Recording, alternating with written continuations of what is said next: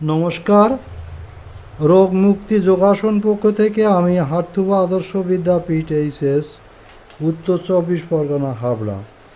এই উচ্চ বিদ্যালয়ের শারীর শিক্ষা ও ইতিহাস বিষয়ের 34 বছরের অভিজ্ঞতা সম্পন্ন অবসরপ্রাপ্ত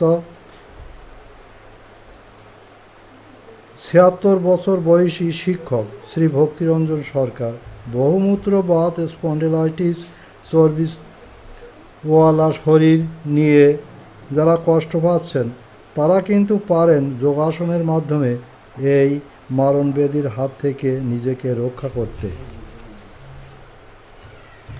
এই রোগে আক্রান্ত হওয়া আমিও তাই সবাইকে জানাতে চাই, এই রোগ সারানো মোটেও অসম্ভব নয়। যদি প্রত্যহ যোগাসন ও পরিমিত খাওয়ার দাওয়ার করা যায় তাহলে অবশ্যই এই রোগ কন্ট্রোল হয়। বিগত 1920 সনে আমি এই রোগে আক্রান্ত হই এবং চিকিৎসকের নিকটে যাই, কিন্তু হঠাৎই একদিন মনে প্রশ্ন জাগে, আমি নিজেই একজন যোগাসন শারীর শিক্ষার শিক্ষক হওয়া সত্ত্বেও কেন আমি প্রত্যহ যোগাসন করি না? প্রশ্ন উদয় হতেই মনে মনে প্রতিজ্ঞা করলাম, আগামীকাল থেকে অবশ্যই সকালে উঠে আগেই নিজের শিক্ষালব্ধ যোগাসন অনুশীলন শুরু করে দেব এবং ডাক্তারের ওষুধও খেতে থাকব।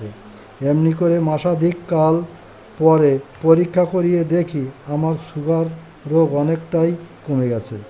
এবার ডাক্তারবাবুর নিকটে গেলে উনি আমাকে জিজ্ঞেস করলেন, এত সুগার কমে গেছে কি করে?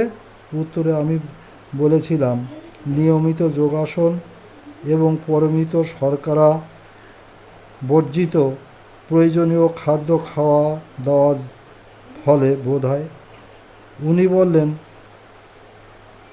আর আগের মতো খাবেন না। সেদিন থেকে বাড়িতে এসে ওষুধ খাওয়া বন্ধ করে দেই এবং যে কয়টি যোগাসন নিয়মিত করে আমি বহুমূত্র রোগ কন্ট্রোল করেছি, যা আজও করে চলেছি, নিম্নে তাদের সম্পর্কে আলোচনা করলাম।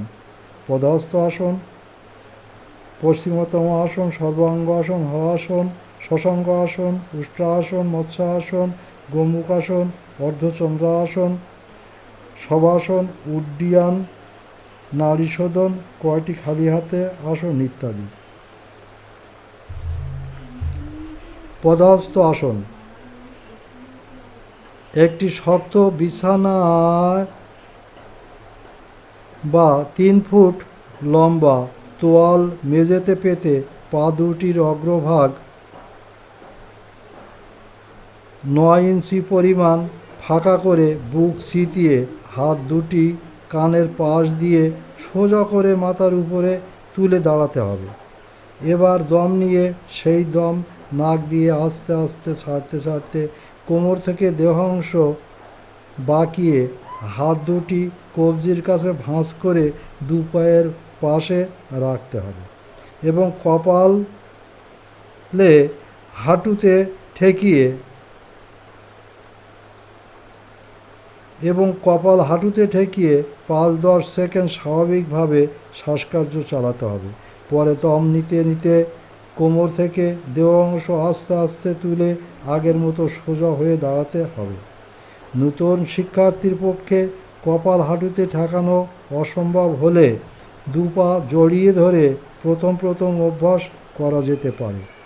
এইভাবে 2-4 দিন করার পরে আসনটি সম্পূর্ণ আয়ত্তে আসলে তখন কেবলমাত্র হাঁটুতে কপাল ঠেকিয়ে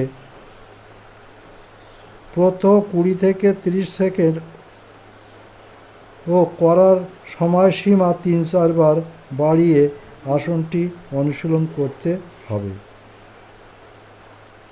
প্রধানত হস্ত পদ মিলিত হয় বলে এই আসনটির এই নামকরণ করা হয়েছে। উপকার, এই আসনে লিভার, মেরুদণ্ড, প্যানক্রিয়াস সবল হয়, মেরুদণ্ড সোজা থাকে। সাবধানতা, উচ্চ রক্তচাপ রোগীরা এই আসন করবেন না। ধন্যবাদ।